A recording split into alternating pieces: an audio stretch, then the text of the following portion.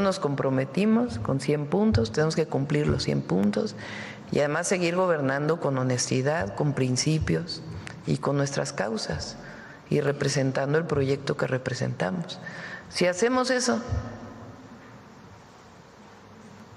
yo decía en el lema de mi campaña, honestidad, amor al pueblo y resultados. Digo, la convicción es como el amor y es eso. Es lo que te jala, es lo que te mueve, es lo que que no puedes fallar, porque hay una convicción de servicio al pueblo por encima de todo, más allá de si somos mujeres o hombres. Bueno, hoy martes 1 de octubre, la presidenta de México, la primera presidenta en la historia de nuestro país, cumple su año 1 de gobierno. Un año en donde ha habido muchas cosas. Desde que inició lo que se llama la Cuarta Transformación en 2018, hay cosas que han pasado que no se pueden soslayar. Vamos a ver qué tanto se mantienen como tendencia. Pero 13.5 millones de mexicanos dejaron la pobreza. Estas son las cifras oficiales reconocidas más allá del oficial. Sheinbaum Pardo atribuyó este avance al incremento del salario mínimo, la expansión de los programas para el bienestar y la reactivación de la obra pública. La razón principal que los economistas de todo orden plantean es que lo que hizo que este país creciera y 13.5 millones de personas salían afortunadamente de la pobreza, tiene que ver con el trabajo.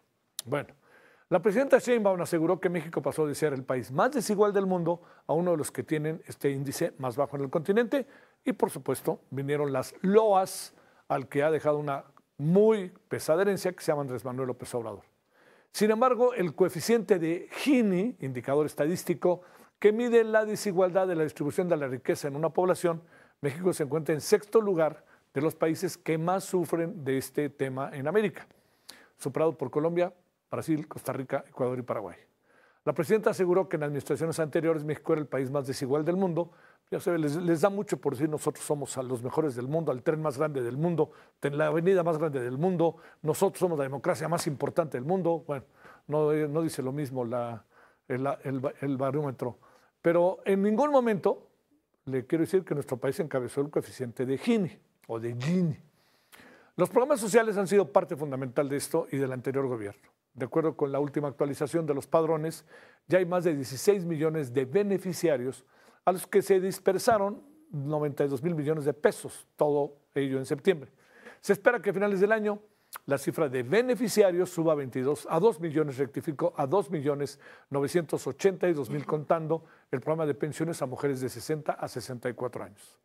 Cabe destacar que de acuerdo con el INEGI, los 13.5 millones de personas que salieron de la pobreza extrema en México en los últimos años fue por los ingresos de su trabajo, le insisto, no por los programas sociales del gobierno. Desde la implementación del programa Salud Casa por Casa y hasta el 28 de septiembre se han otorgado más de 5 millones de consultas domiciliarias a adultos mayores y personas con discapacidad, informe oficial.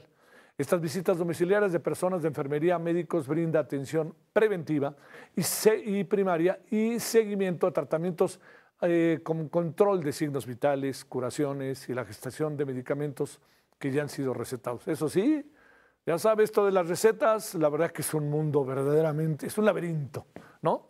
Porque las cosas no han cambiado y estamos hablando en serio, ya nos dicen, estamos hablando en serio, no estamos jugando. Pues ya llevan un año y dicen que no están jugando, no lo puedo creer. Conversemos sobre este primer año de la presidenta Claudia Sheinbaum en varios rubros. Y para eso le agradecemos muchísimo a Carlos Bravo Regidor, analista político, columnista en El Heraldo y, bueno, un muy buen intelectual para que nos diga cómo ve las cosas. Querido Carlos, primero te saludo con enorme gusto. ¿Cómo has estado?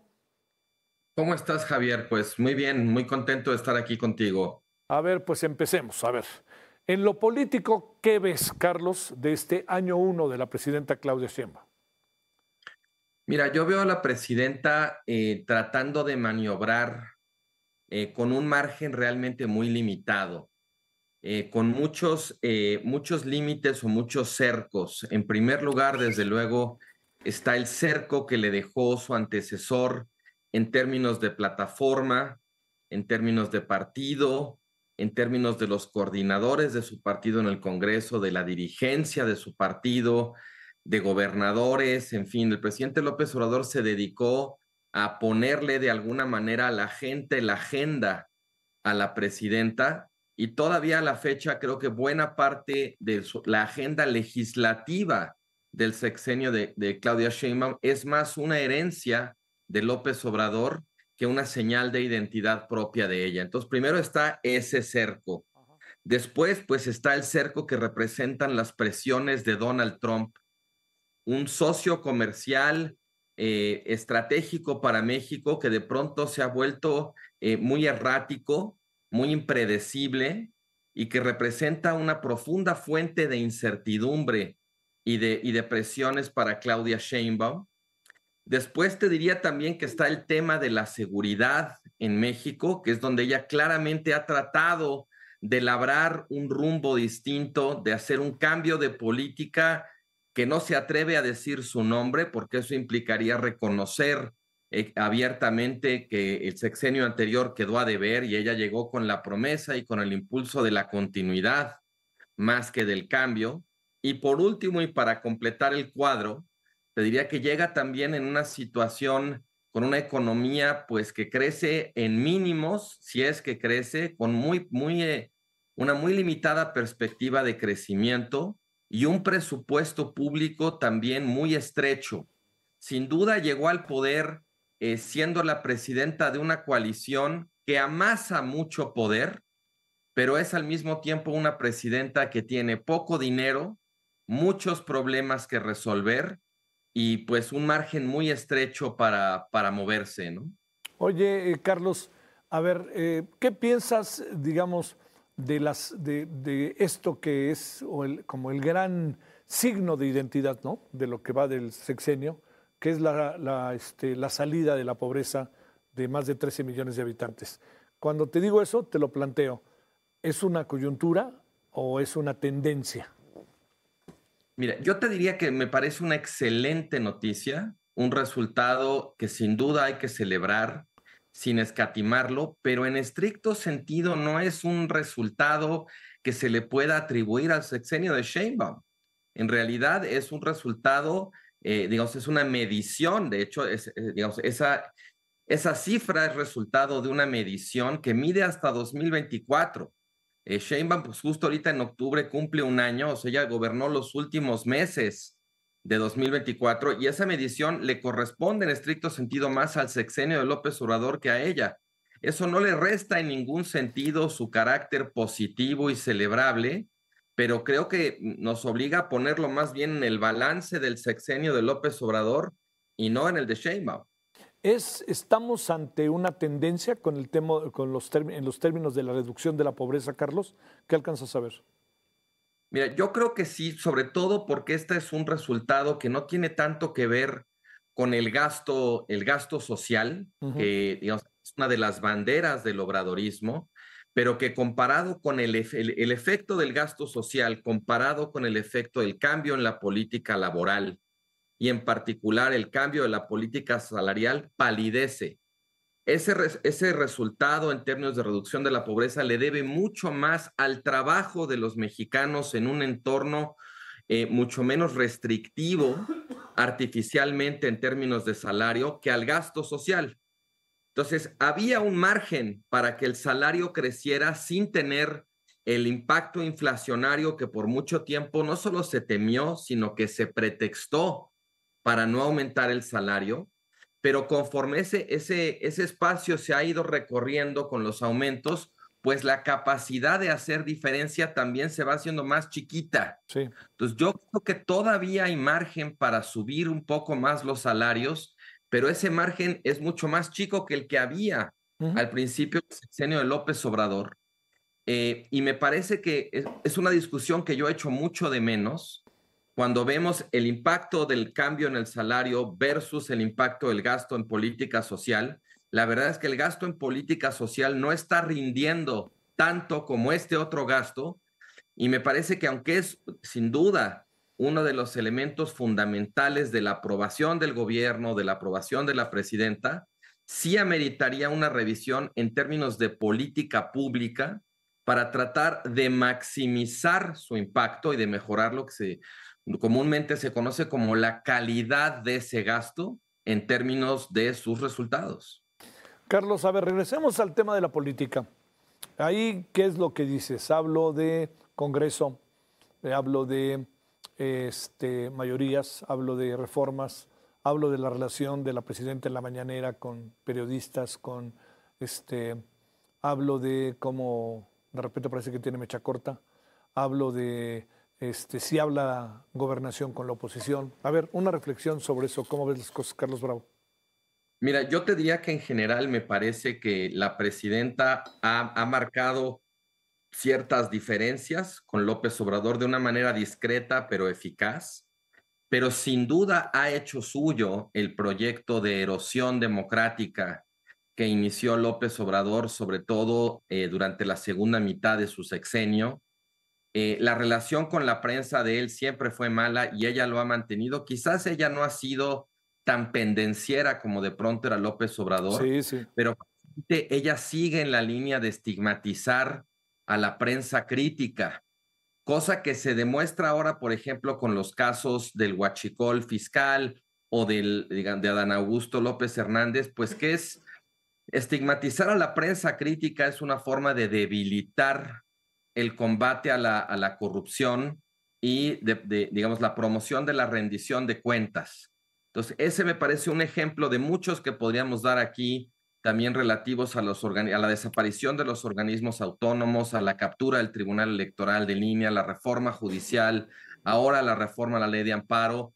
Todos estos que tienen, digamos, una clara lógica de autocratización. Yo creo que en eso la presidenta representa la continuidad de ese proyecto López Obradorista y te diría, pues creo que está teniendo éxito en ese sentido.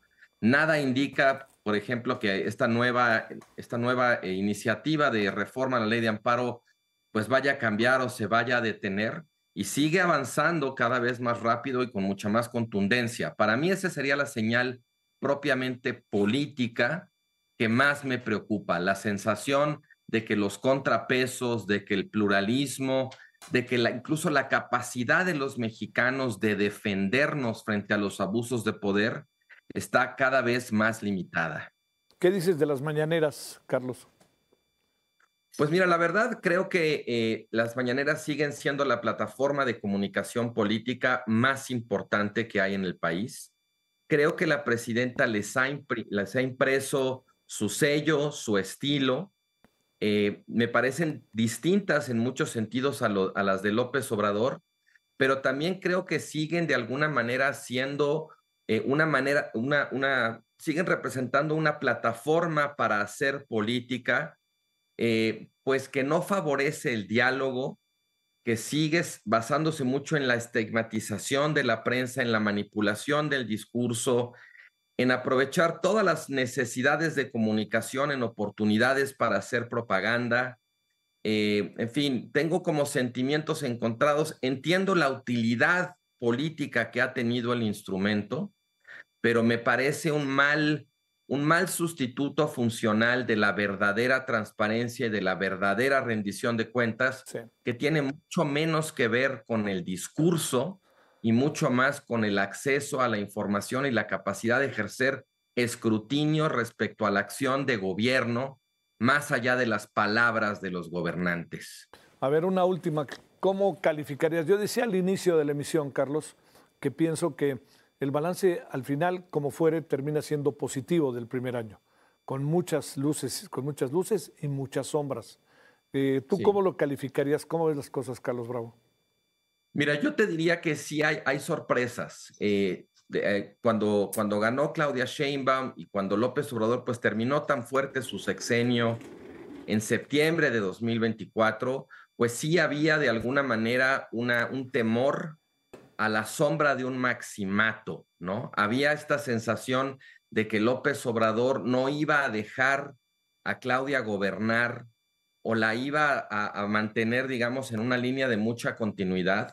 Creo que ha habido una línea de continuidad, pero que es difícil explicarla simplemente en términos de que él siga teniendo el poder. Claro. Yo creo que la pregunta hoy, a un año, ya no es si López Obrador la va a dejar gobernar o no, sino la pregunta es cómo podría gobernar Claudia Sheinbaum sin los apoyos, sin las lealtades, sin el movimiento que representa López Obrador. Y estamos viendo un pulso clarísimo en ese sentido con el líder de la bancada de Morena en el Senado, pues que es uno de los, digamos, alfiles más fuertes que dejó López Obrador. Yo creo que Claudia Sheinbaum se ha visto más hábil, más inteligente, más paciente y prudente de lo que se vio venir en ese momento. Ha demostrado mucho temple, mucha capacidad, digamos, de entender que ella tiene a su favor el tiempo, que ella no necesita pelearse con su coalición, lo que necesita más bien es ir de alguna manera redirigiendo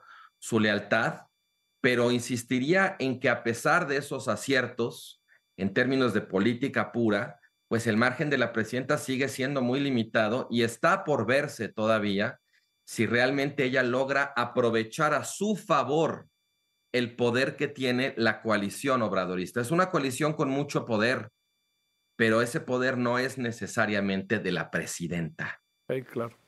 Carlos, te mando un gran saludo. Que tengas buena noche. Cuídate. Igualmente, Javier, buenas noches. Gracias.